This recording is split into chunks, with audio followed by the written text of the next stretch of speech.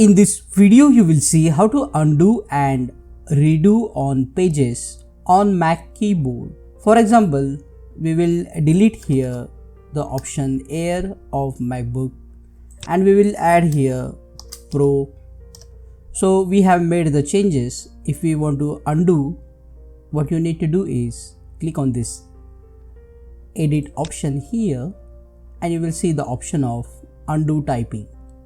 So if you click one time, you can see the Pro is gone. If you click again, you can see that Air has came back. And if you go to the edit option, and now you will start to see here redo typing. So if you click on redo, the word will be deleted, and if you click on redo again, the deleted keyword will be added again. And the keyboard shortcut to undo is Command Z, and the redo keyboard shortcut is Shift Command Z. Click on that like button, comment below and let me know if this video solved your problem. And don't forget to check out these useful videos related to pages on Mac. See you again in the next one.